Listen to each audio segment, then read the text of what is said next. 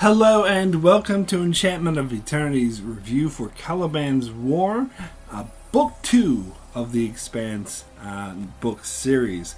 So this video is part of a series of videos where I cover each book in the Expanse book series leading up to the release of Book 8, Tiamat's Wrath, which is released March of 2019. So every 3 weeks I'm going to do another review of a book of the Expanse leading up to that release.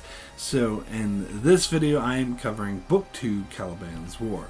Now, if you haven't read the books but you've seen the show, you don't need to worry. This will not ruin anything that has yet to be revealed in the show as long as you have seen up to the end of Season 3. However, I of course am going to be talking about what happens in the books. I'm going to be focusing on that. Just like in my review for Book 1, I probably am going to bring up the show because I just seen the show and sometimes it's really hard not to compare the two. But I am going to focus more on the novel and try to focus on how this works as a book in its own right and the events of the book. So it's interesting, Caliban's War, because when I first started reading all the Expanse novels, it was in between Season 2 and Season 3 of the Expanse. So Season 2 goes up to the halfway through Caliban's War, and then Season 3 starts with the second half of Caliban's War. So when I read this book, I knew what would happen in the first half, because that was shown in Season 2, but the second half of the book I hadn't seen yet because Season 3 hadn't been released yet. So this was an interesting book for me to read, and because the book itself kind of blends aspects of the two seasons. It's not very clear cut, like, oh, this halfway through the book, this is where Season 2 ends and this is where Season 3 begins, because they sort of blend it, although you get the main gist of it. But I would say that this book probably was altered a lot more than Book 1 was in the TV show. So it does paint an overall different picture. So Book 2, Caliban's War, I reckon if you look at it as, again, just as at the novel part and you compare it, this is the sequel, basically, the second book to Leviathan Wakes. It's very different than Leviathan Wakes. It carries on the same obviously it carries on the same storyline, and it has the same sort of feeling to it, but it's a different feel, because Leviathan Wakes was part neo-noir, because the Miller storyline was really a classic detective noir type story, and the Holden storyline was more of your typical science fiction, people on a spaceship going out and having space adventures. Whereas Caliban's War is a lot more of a political thriller. It's like a Tom Clancy novel, basically, although Tom Clancy is not a very good writer.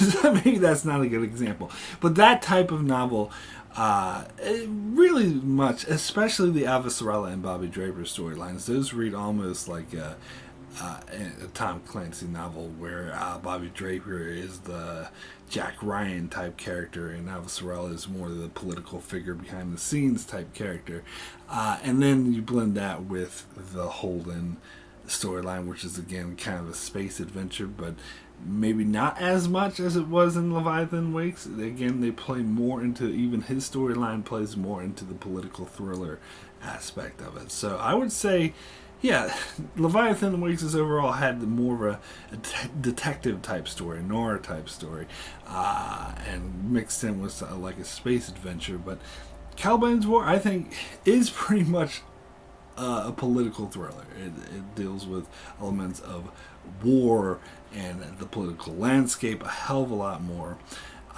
than Book 1 did. And that's what sets it apart from the TV show, because the TV show, and I think rightfully so, decided to have as overall tone and feel consistent throughout the entire show.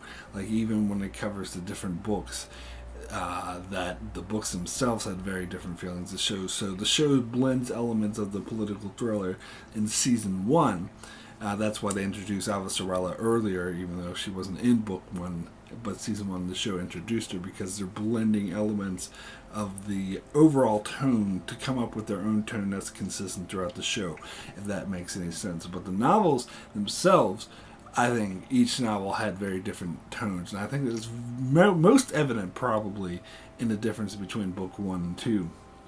And I think, and of course, a major difference between Caliban's War is that it has 4 viewpoint characters, where Leviathan Wakes only had 2 viewpoint characters. And to be honest, that's one of my least favorite things about Leviathan Wakes, and I think, to my knowledge, is the only novel in the Expanse series that has just 2 viewpoint characters. All the other novels have, I think, 4 or more, at least 4. I think the next 4 novels, book 2, 3, 4, and 5, have 4 viewpoint characters, and I think 6 and beyond kind of open it up even more beyond that and just switch back and forth between a bunch of people. So they'll stick with this rule of 4, shall we say, for the next 4 novels, because I think it works a lot better. And it's interesting because we're establishing, like, they use the same sort of pattern, the same sort of format. Like, I don't want to get ahead of myself too much and get into book 3 and 4, so I'll just focus on book 1 and 2. But in book 1, like, you got Miller and you got Holden, and then Holden is off doing his thing and Miller is off doing his thing. Halfway through the book, the two meet and the stories collide, and then we go back and forth between the two, who are basically together. I mean, sometimes they split up and go in different locations, but their storylines basically can gel halfway through the book, and or you just get different viewpoints of the same story going on. And that's what they did in Caliban's War. They did this with 4 characters, so it was a congealing of 4 characters. So I would say you have the 4 different viewpoint characters who are off doing their own things at the start of the novels. You have Avasarala, Bobbie Draper, Prax, and James Holden. So you have 4 different storylines going at the same time. And then 2 of them, like, I would say quarter through the book, maybe, alright, how do I explain this? Like, the quarters congeal into halves, if that makes sense. So Bobbie Draper's storyline intersects Avasarala's storyline, and then Prax's storyline intersect Holden's storyline. So you had 4 different storylines, but then they condense into 2 different storylines, where you have Holden and Prax on Ganymede, and then you have Bobbie Draper and Avasarala on Earth. And then halfway through the book, or maybe a bit more than halfway through the book, those 2 storylines congeal into one storyline, where Bobbie Draper and Avasarala go on board the Rocinante, where Prax already is. So you have all 4 viewpoint characters in one location. So it's kind of a play off of, but it's that same sort of format we have, but a bit more complicated because it involves 4 characters instead of 2. Leviathan Wakes is very simple. You had Miller and Holden, and then they meet. Where here you had 4 characters, 2 of them meet, and 2 of them meet over here, and then all 4 of them meet. And then they sort of split up, and it's a way to get different viewpoints, but it's basically all telling the same kind of story, the same story at the same time. For the second half of the book, you just get the 4 different viewpoints of what's going on. And yeah. So I found that, and I found this really interesting. I think this is something I think I like better about Caliban's War, is that it opens up the world. And maybe that was because the way I was introduced to the Expanse was the TV show. And the TV show, of course, adapts this format. In fact, it goes even more by having tons of different, like, viewpoint characters, where you see it paints like a realistic, like, tangible world and universe who you see through many people's eyes. So that's why the first book was kind of jarring for me, because I never thought of the Expanse of just, you only see it through 2 characters' eyes, only Miller, only Holden, where here you get at least 4 characters, and 3 of them are new that weren't in the first book. So it really opens up the world, and particularly Avasarala's storyline is all about the political landscape, so it really establishes what kind of universe, what kind of world this is set in, a lot more than book one. I know book one did touch on this, but that, and I already talked about this in my book one review, but that was kind of some of my issues, is some of the things that they set up with, like the war between the Belt and Mars and stuff like that. It didn't seem that tangible. It seemed kind of loose and play loose with reality, like, oh, there's a war here and there's a war there, and it didn't really have, like, you didn't feel the consequences. You didn't see the consequences the way that you do in Caliban's War, where you're, like, up close, like, and you get the details, the dynamics of the political landscape, of the war, what exactly is going on, who are the players, who's being played, how does the game work, which I think was very great in the Avasarala storyline. So, from, again, just focusing on the novels from the book perspective, James Holden and his crew, so the characters in his storyline and other characters we're familiar with, like Fred Johnson, those are the only really carryovers from the first book. Other than that, you're introduced to totally new characters and totally new situations.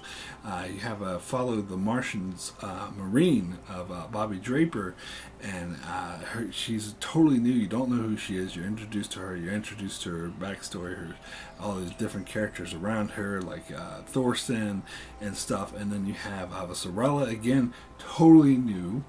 For the novels, because she was not in book one, so you're being introduced to this politician, this old grandma type figure with the potty mouth, and you get all the characters in her story, like her assistant Soren and her boss Aaron Wright, and all these new situations and new characters, and then you have Prax, of course, and you get him searching for his daughter May. You even get a prologue from May's perspective, which kicks the whole thing off, and his search for his daughter and the people that he knows, and you see firsthand the destruction, aftermath of the destruction on Ganymede. It really opens up the world a lot. Now, I want to talk about, like, and this is something I don't think came off as clear in the show as it did in the books, and I think it's probably the different structure, because the books, again, they messed with the timeline because they tried to blend books, like the timeline of books 1 and 2 together, to try to mesh it more. Again, that's what this show's objective was, to try to make a uniform tone and feeling and not have it feel separate and different like the books did. And so I think some ways it worked, some ways it didn't, and some way it just brings a totally different dynamic than the books had, because the books read very much like, not like a serialized TV show like the Expanse show, where it just blends and tells one story. It feels like each book is a separate story, at least earlier in these earlier books. I know this will change later in the series. I think that was the influence of the show that had on the writers, because the writers worked on the show, but they won't admit it, but I think it's very clear. But anyway, before the show was made, and you had books like Caliban's War, it very much played out like, rather, it doesn't feel like a serialized TV show, but rather a series of movies, if that makes any sense. It's like Leviathan Wakes, that was the first movie, and then several years later you get a sequel. Oh, here's the sequel. This is a totally different situation. We're introduced to new characters. It's several years after the first movie, and it has a totally different theme, a whole totally different feel, and it's totally and completely separate. That is how these books feel. And ironically, actually, when I was reading Caliban's War, it reminded me of a TV show, but of a 90s TV show or 80s TV show, or something earlier, before the age of serialization, where things were a lot more episodic. So it reminded, like, the beginning of Caliban's War, particularly with Holden's storyline, reminded me like of a premiere episode of a second season. Like, oh, here's season 2, it's been several years, and the characters have different hairdos, and there's a different situation, and this is what's going on, all this other stuff happened kind of off screen. And that's very ironic, depending, taking into account how they actually did the show, which of course they took a more modernized, serialized approach, where they tried to blend the events of book 1 and 2 together and make it seem like there's no difference between them at all. And then they even do it like in the middle of the season. They don't even do it between seasons. So that's the main difference, is that in the show there's no time jump. In the books there is a very clear time jump between books 1 and 2, where it's been, I don't think they're ever very specific, but it's been several years. Holden's been doing his adventures, catching pirates and whatnot, and people had years to get over the events of Eros, which I think is a huge difference than the show, because in the show's timeline, Eros just happened. People were still thinking about Eros, and that blends right into these hybrids, which is the main through storyline of Caliban's War. Whereas the novels, this is a very separate incident than the Eros. They make that clear that this is something totally different than what happened with Eros and the proto-molecule. That this is the proto-molecule being weaponized, and that's the other thing. And I'm pretty sure in the show, Protogen is actually still around during the events of Caliban's War, whereas in the novels, Protogen was dismantled. They took the full blame of the events of Book 1, the Eros incident, as they call it, and so Protogen is no more, but Protogen was a subsidiary of Malkowski Mercantile. God, such a tongue twister. And but Jules Pierre is such a huge, rich, mega, billionaire, not just billion, quadrillion or whatever the money time is here. He's super, super rich. Like, it's filthy rich. It's ridiculously unheard of rich. And so he's able to escape judgment and say, like, oh, that wasn't me. I had no idea. That's just those guys over there, Protogen. I don't know. But we find out that he was, in fact, the mastermind, and that he was, in fact, well, maybe, I don't know if they make it clear he was the mastermind, but they make it clear that he was involved, and they make it clear that he had his own sample of the proto-molecule, and so he decides to set up his own little thing where he sells it, tries to weaponize it and turn it into this monster, like super soldier, and basically have an auction, sell it off to the highest bidder, and the sample test is, of course, the Bobbie Draper and her whole team getting slaughtered in a gruesome way. That was just their, that's their test run to show the Martians and the UN, oh, this is how awesome the soldier is, buy it from us. Which I don't think was necessarily the case in the show. In the show, I think they get a different dynamic. But again, I'm not going to get too much into that. But that's how it played out in Caliban's War, the novel, and I think that is really interesting. It does set up a really interesting dynamic. And plus, here's the main thing that I think the show kind of loses by shortening the timeline and not having a gap between the events of Leviathan Wakes and the events of Caliban's War, is this threat of Venus. And I think this plays an important role. It's like kind of underscored throughout the entire novel. Every once in a while, particularly in the Avasarala chapters, they'll try to remind us that this is the undercurrent of the times that they live in now, which really sets it apart very differently from Leviathan Wakes, because you have Eros crashed on Venus, and ever since then there's a lot of strange activity. The proto-molecule is still there, it's still up to something, it's building something, transmissions are coming from it, people don't know what the hell is going on, so it scares the hell out of people. And the way Avasarala puts it sometimes, it's like sitting next to God, or having God on your doorstep being up to no good. So basically it's this alien power that is much more powerful than anything known to humankind, to humanity, and they have no idea what it's doing, and it's just festering there. And that is what, in fact, inspires the events of Caliban's War, is because they have this threat, this unknown power just stirring right next to them, is why people in power in the UN, or some people in the UN, like Aaron Wright and his cronies, feel the need to buy a supercharged weapon and start a war with Mars. It's because they think that there's this huge threat looming over them, and they want to eliminate the competition first, so they can deal with this. So they're the ones in charge to deal with the threat, and they don't have to worry about the Martians and how they would handle the threat. So they want to consolidate power.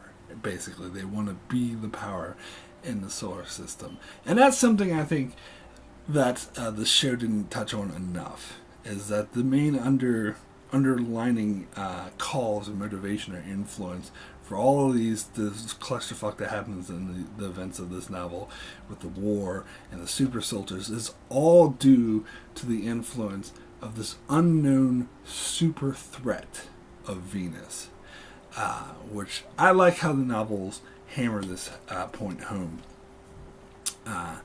even more, which is really interesting. So if I can, let me try to break this down, because just like Leviathan Wakes, you see the events occur that are the results of the behind-the-scenes plot, but you don't have that plot is slowly disseminated through the events of the story, so you're not really sure exactly what's going on, and you slowly get the view of what's going on. So basically, after Protogen was dismantled, and it doesn't exist, Jules Pierre Mal, who basically owned Protogen, still had a sample of the protomolecule, and so he commissioned a bunch of scientists, some that had ties to Protogen, like Dr. Strickland, who in the novels is actually, his real name is Carlos Marion, which I think the show didn't do. Maybe rightfully so, because that's a bit confusing.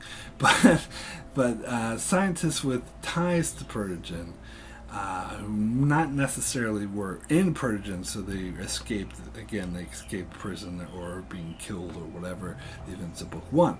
So there were still people with ties to Protogen, so Jules Pierre Mal, commissioned all them, got them together, and to put together the super soldier by using the protomolecule. And the reason why they needed kids had a specific disease that basically means they don't have an immune system, so it's easier for the protomolecule to take them over, and it's easier for these scientists to manipulate the outcome of the protomolecule and create these super soldiers. So they abduct, they plant a lot of doctors like Strickland on Ganymede, where there's a collection of these children with that deficiency that they need to create the super soldiers. So they plant them like years in advance. And then again, this is where the time lapse between the first novel and the second novel come into place. They plant them years in advance on Ganymede in order to, set up this whole lab experiment and behind the scenes and everything until they're ready to go.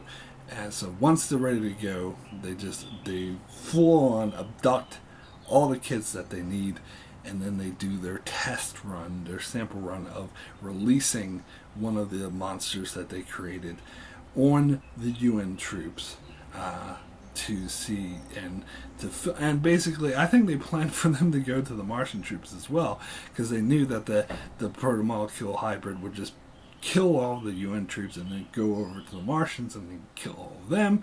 And I wouldn't say the official governments of Earth and Mars were okay with this, but there were people in high places in both governments that were okay with this and that were involved in this. They knew it was going to happen, and they were watching it to see the results and see how effective this weapon was. And then a bidding war started between the two superpowers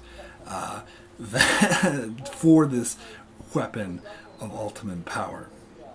And I think the show actually touched on this a bit more, that they were being watched by having a drone, and Bobbie Draper saw a drone flying overhead, where this wasn't really mentioned in the novels, but it was very heavily implied that this was being watched as a test run, or samples, basically I don't know, it's like a preview, it's like a test drive. It's like, oh, let the bidding begin on the super weapon. Look at how awesome it is at ripping all these soldiers apart and killing them, which is pretty despicable. So, and So throughout I would say the first quarter of the novel, or almost about half of the novel, this bidding war is taking place behind the scenes. We don't, of course, see it happening, but it's actually what's happening. So when Avasarala goes to intimidate Jules Pierre Mal and says, "I know you know something's up," and he pleads ignorance, it's like, "I don't know what you're talking about." Behind the scenes at this time, there's a bidding war going on between Earth and Mars for possession of this weapon, of this ultimate power. And then I would say around halfway through the book, it's hard to say because it happens all behind the scenes, Aaron Wright and the corrupt people of power in the UN win the bidding war, and so they take possession of this superpower weapon, and so they want to go to Io, where it's being created and festered, to take possession of it. And so what Avasarala and what Holden and all of them are doing are interfering with all of this, because of course Avasarala and Holden will eventually find out that these protomolecule monsters are no good because they're still connected to Venus, to the protomolecule on Venus, because basically they're supposed to be weapons that can be controlled by humans. But she finds out that they're beyond human control, that they can break free of the restraints that Jules Pierre Mal and his cronies, the scientists like Strickland, tried to place on them to make them simply weapons. They're not simply weapons, and they can break free of human control and become independent killing machines for the protomolecules purpose, and not the purpose of the UN who buys them. So Avasarala realizes this, and realizes that if Aaron Wright releases them on Mars population, because they're, again, the whole motivation here is to just wipe out the Mars power so Earth can be the one superpower in the solar system. But Avasarala realizes that if he does that, then the protomolecule will just become his own thing. He'll be basically creating another Venus or another outlet, making the protomolecule a hell of a lot stronger, and who has its own motivations, and he'll have no control over it. So basically, he will be responsible for wiping out the entire human race. And so when Avasarala tries to reason with Aaron Wright and tell him about this, and say, this is actually what's going to happen, he responds by trying to kill her. So I think it's fair to say that he doesn't actually believe her. So that's a very interesting political landscape. And of course, by the end of it, Holden and Avasarala prevail, and they're able to stop the protomolecule monsters and shut down the project and arrest Jules Pierre Mal, and Aaron Wright gets disgraced. He has to resign in disgrace. Of course, he makes a deal, and he turns on all of his cohorts, like Admiral Wynn, who was like his military contact, I would say, in this conspiracy. It turns on them, so basically they're able to crash the whole house of cards and defeat the conspiracy before these hybrids do any damage. And that is a very good political story. It was very thrilling the way this all unfolded. Now, and that's something... Yeah, that's something I think this show doesn't touch on enough, and particularly Avasarala's storyline. Now, I find her to be a different character than she was in the show. In the show, she's a lot more sort of reserved and dignified, even though she does swear from time to time. Whereas and plus she seems a lot more physically imposing in the show than what she's described as in the novels. In the novels, I picture like a frail, short little old lady who's just very, on the surface, seems to be just very volatile and curmudgeon and cranky, and we're like, oh, get your fucking boss over here, blah, blah, blah, blah, which isn't exactly how she comes off in the show. And I'm not saying one's better than the other. It's just a different dynamic, which is very interesting to get this perspective of her in the books, being this way. And her journey and during this novel is very interesting, because you meet her. it was probably the best introduction chapter that I've seen of her, because she's in a meeting with all the admirals and all these men who are in high positions, and she's just basically says, yeah, let's do that. And they don't even argue with her. Even the ones that don't like what she said, they're just like, okay, fine, now we're gonna have to do it. Like, it shows how much power that she actually wielded and how powerful she was. But then she goes through a journey throughout the novels where she has to come to terms with the fact that she is not as powerful as she thinks she is, and that she is being manipulated behind the scenes by her boss, Ehrenreich. And it takes her like halfway through the novel before she realizes that Ehrenreich is manipulating her, and basically, and she was being blind to Ehrenreich's involvement the whole time. Now, this is extremely different than what the show did, because the show had Ehrenreich and Avasarala involved in the events of Book 1, and so Ehrenreich was in bed with Jules Pierre Mao from the very beginning with the Eros incident, which isn't the case in the novels. And so Avasarala figured out then, before even the events of Book 2 starts, that Ehrenreich is involved with Mao and works to undermine him. Whereas in the novels, of course, Ehrenreich had nothing to do with the events of Book 1, with the Eros incident or Persian. That was just Persian acting independently without any help of a superpower. And Book 1 also got more into how corporations were basically, how powerful they were, and how they were basically had the resources of any nation. But Book 2 touches more on how, even though that's the case, nations can still dismantle their power, which is what happened to Protogen. So now Jules Pierre Mao is dependent on, they can't just do it independently like they did in the Eros incident in Book 1. Now they're dependent on the help of a superpower, so that's why they go to Earth and Mars, and they try to entice them with, oh, we'll let you destroy your enemy. and so that's what entices Ehrenreich. So Ehrenreich doesn't even get involved with Mao until the events with the hybrids. And so Avasarala doesn't realize this until, I would say, around halfway through the book. It was well after the events, the incident on Ganymede, and right around the time that the war starts between Earth and Mars, because it's very interesting. I love the political, and this is something I think the show missed out on and it lost, the feeling of the political games Avasarala plays, and that's something I loved about this book. She even describes it to Bobbie Draper, how the games are played, and Draper, it's interesting getting the contrast and seeing these two characters come together, because Draper doesn't like looking at things in those terms. She has more the mindset of a Marine, of a soldier's battlefield. There's the enemy, there's your friends, and you fight in a battle, where the political games is a lot more twisted and demented and complex. You don't know who your enemies are, you don't know who your friends are, and it's interesting because Avasarala finds that she was being manipulated by her assistant, the person who's closest to her, Soren, which is very different than the show, because the show you had Kotiar, who actually turned out to be a great guy. He was the one, and so she wasn't seen as sort of naive, whereas in the first half of this novel, she's kind of naive because she doesn't know Ehrenreich is working against her. So she goes out and tells him, because... So Admiral Wynn, is a war hawk, just like he was in the show, and he wants to start a war with Mars, and so he gets together a fleet to go to Ganymede to intimidate Mars, and of course Avasarala is very against this because she wants to have peace talks with Mars.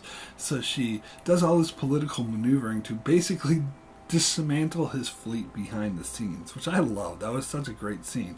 But her mistake is she tells Ehrenreich about this because she doesn't realize that Ehrenreich is working against her, and so next thing she knows, all of a sudden the fleet's back to full strength and attacks Mars before she even realizes it, and that's because Ehrenreich knew what she was doing and reversed it and countered it.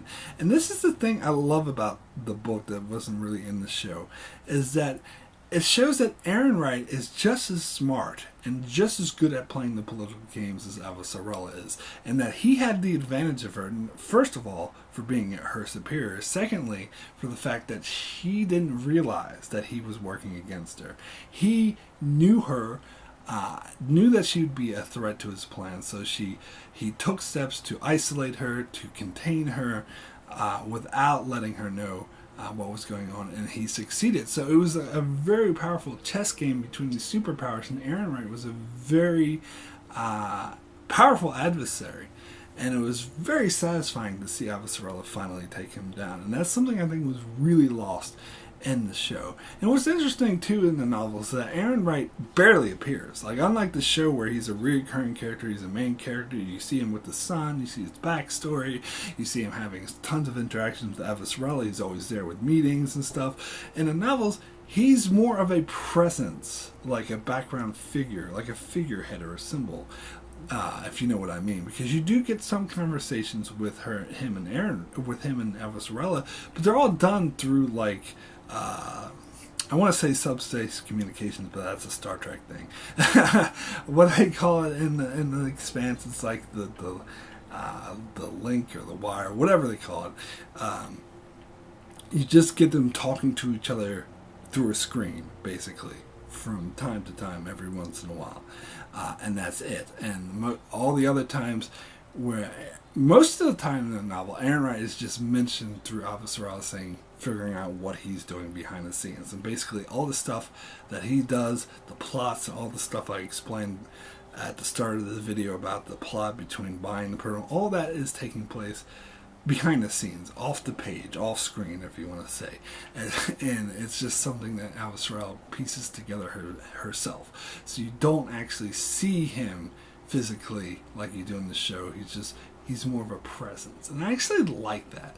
I think that's really awesome. And I also kind of like the fact that once Avasarala takes him down, dismantles what he's doing, he realizes that he, it's different in the show. Instead of being arrested in disgrace, he realizes that he's defeated, and so he makes a plea. He makes a plea deal so he can live comfortably. In turn, he gives up all the people he was working with and screws them over, like Admiral Wynn. And that was great. It shows the kind of slimy, despicable guy. And he makes all these pleas about how what he's doing is doing what's best for Earth. And he tells Avasarala that she's the one who's going to destroy the human race. And here's the thing, I actually believe him. I think that is his twisted perspective, and I think he built that perspective because it is in line with his own personal ambitions and his lust for power. But I think he convinced himself that was the case. But once he saw that he wasn't going to get the power, all his things about what's best for humanity, who cares? He was just doing what was best for him, and so he sells out his cohorts. A very slimy, despicable guy. And again, most of this is implied or happens off screen, which I think really worked. I really loved it. Also, you get a lot of political maneuvering with Avasarala. Not just the things with dismantling the ship, but once she finds out that Ehrenreich's involved, the way that she slowly starts to tries to counter him, even though she knows that she's limited, and seeing her slowly build her power. And I love when we bring in Holden and Prax into her storyline, where Holden makes people aware of the protomolecule on Ganymede through Prax, and Prax puts out this basically charity call of a GoFundMe campaign or whatever to get a lot of money to hire Doris Nate to find his daughter. And so Ehrenreich sees this as a threat, so they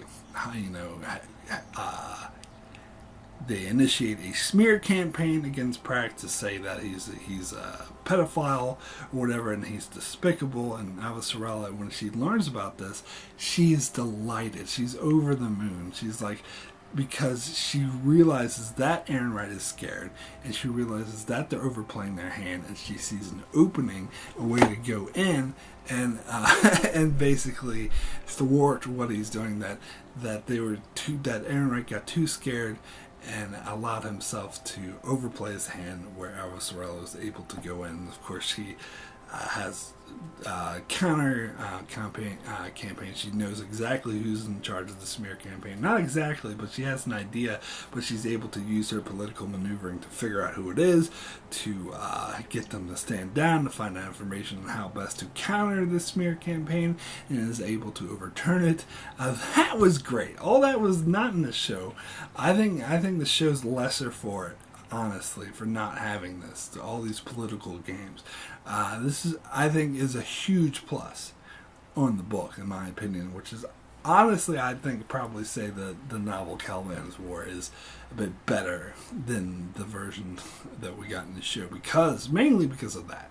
Because of what we missed out with the political games, which I understand may not translate as well on screen to a visual medium than it does to the written word, where you can get inside Avasarala's mind of what exactly she's doing. But then you have Bobbie Draper, which would become a fan favorite of the novels. In fact, the show would include her more than she was included in the novels, which I think was a smart thing to do. And because she is a very interesting character. And it starts out with her being very straightforward, just a typical Marine, but again, through her involvement in this conspiracy and slowly learning that her superiors were partly responsible for killing her whole team, almost killing her. As I said, they were sitting back and watching this monster ripping the Martian Marines apart, and they didn't give a shit. They were just because they were thinking big picture, which makes them very similar to how Perdigan was portrayed in Book 1. And so Bobbie is forced with this conundrum to question her loyalty, to question who she's loyal to, who should she be loyal to, who is loyal to her, what does loyalty mean, what does alliances mean, because she ends up working for one of the highest politicians in the UN government, which is basically the enemy. She ends up working for the enemy. It's great getting these chapters with her where she's looking in the mirror and saying, "You're not a traitor. You're not a traitor," and she doesn't really believe what she's saying. It's a really interesting character study and character perspective. Also, of course, it's her dealing with the trauma they had. This is something that the show didn't do as much either. It's her dealing with the trauma of traumatic incidents she suffered at the start of the novel with the monster killing her whole team. And I already mentioned this in some other videos, but I love that we actually got to see the monster rip her team apart, and it was a lot better than the show, in my opinion, the fight scenes of the monster, because it was very clear that it was the monster ripping shit apart, and it made a bigger threat from the get-go. And this, of course, is like one of the first chapters of the book, so it sets up the stage of this huge threat. And by the end of the book, she has her redemption arc where she faces the monster again and is victorious. And I love how she realizes, like, through her interactions with Captain Martins, who is a totally different character than he was in the show. He's an asshole. In the book, he was actually sincere and wanted to help Bobbie Draper through her post-traumatic and distressed syndrome. And the way that she slowly realizes what he was trying to do, and realizes that she does need to sort of overcome her fear, but at the same time she needs to confront her fear and confront the proto-molecule monster, not for revenge, but more clear-headed, but still realizes that it's what needs to be done in order to stop the threat that currently exists. And that was a great redemptive arc. That was a great character arc for Draper, which I thought really worked. And we got a lot more interactions with Draper and the Rocinante crew in the novel than we did in the show, which is disappointing me that the show didn't have this as much, where you see her more with Alex, with Amos, and with Holden. I love that whole dynamic there. I think it worked very well. Now, Prax is probably an example of, I would say, something the show did better than the novels. Prax, I think, was the clear weak point of this novel, of the book. And from what I understand, a lot of people agree with me on this and point out that the Prax chapters were kind of weak. Now, I like the setup of having, May's involvement, where she was abducted by Strickland or Carlos Marion, however you want to call him, and so sort of starting with her abduction as the prologue. Kind of like how they start with Julie Mal in book 1. They start with May's perspective of her being taken out of daycare by her doctor and slowly realizing that something's not right here. And they had that twisted lady, that scientist, who was like, "Oh, you want to see a monster?" And they show one of the hybrid monsters, and she screams. That was a very effective horror story that was really similar to the Julie Mal chapter in book 1 in a way. So that was a good through story. And then switching focus to her father, Prax, who's searching for her. He has no idea what happened to her, and you see him starving to death, and he's so desperate. You really get across how desperate he is to find her, and he's starving, and you see the mayhem of Ganymede around him. So you see how this test run didn't just kill soldiers; it basically destroyed, to fuck the whole ecosphere. It calls the cascade, as they say, of one of the most important, vital resources in the outer planets, in the belt, as they say, but it's not in the belt, it's in the Jovian system, but it's in the outer planets, that is responsible for feeding and it's birthing and all this other important stuff that is dependent on the entire sort of ecosphere, if you will, of the entire outer planet's colonies. And so it really drives home how stupid the superpowers are being, and the Avasarala's, of course, storyline drives home that they're being stupid because of fear. That the fear of Venus is what's scaring them into doing these stupid things. But Prax's story, we get the consequences of how it plays out. Now, I do think in that way Prax is vital to the story, and I think it was great to get his perspective on his desire, his need to find his daughter, and I think that was a good driving force for the story that really helped give the characters motivation and helped give Holden motivation. But the reason why I think the show is smarter with Prax is because they still have him, because you need to have him. As I said, he's an important element in the story, but they don't have him as much. They condense his story and focus more on the main things that make him relevant to the story, which is why I think it works better, because I think the novels can meander a bit with his chapters. Some of his chapters are easily the least interesting, the ones you want to skim over to get to the good stuff, because they do kind of just meander a bit and drive home the same point over and over again. Prax is desperate to find his daughter, yes, but they drive that home a bit more than what is necessary, so it can be, at times, seem to be a bit stretched out. And of course, Prax himself is, just an ordinary botanist, so you compare that to people like James Holden and Bobbie Draper and Avasarala, who are like major players and components in this whole political landscape, and contrast that to someone who is just an ordinary botanist. He's not going to be that interesting. Doesn't really fit that much into the story, the political thriller being told in this novel. So I do definitely see, even though I think he was a major component to the story, maybe he shouldn't have been a viewpoint character. That's all I'm saying. Or maybe not a viewpoint character all the way through. It's because they were stuck in the same format of saying, let's have 4 viewpoint characters and 2 of them meet, and then those 2 meet in that format I talked about at the beginning. This was kind of the downside of having that format. Whereas you get into later novels like book 6 or 7, where they just focus on whoever the hell they feel like it, however long. Like maybe Prax will only have 1 chapter or 2 chapters. She doesn't have to consistently reappear being one of the main viewpoint characters. And that format actually probably would have worked better here, at least involving Prax, because as I said, he was an important character. You need to have him, but you don't need to focus on him as much as you did. And that's why I think this show totally got it right, because they still had him, but they only focused on him as much as they needed to, and they just condensed the story to fit a lot more impact, where it didn't feel stretched out the way the novels did. Anyway, let me touch on James Holden, because his storyline was very interesting. And this is kind of a different dynamic than the way he was established in the show, because you get more of... Because in the novels, basically, he's this naive hero type. He has this very naive vision of ethics and what's good in the world, and he just wants to do it.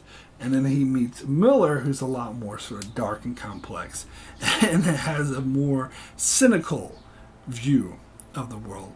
And I love how Caliban's War really touches on what impact Miller had on Holden. So even though Miller is not in this novel because he's dead by the end of book 1, his influence lingers on Holden, and I love that, because Miller did impact Holden and did sort of make him question his viewpoint of the world as simple, and this is what's good and this is what isn't. And he starts to pick up a lot of the traits of Miller, of just going around shooting people because it's the right thing to do. And I love how this is addressed directly through his interactions with Naomi, because Naomi, as she points out, fell in love with the old James Holden, and this new James Holden that's really like just wants to pull out his gun and shoot people like Miller, she doesn't love so much.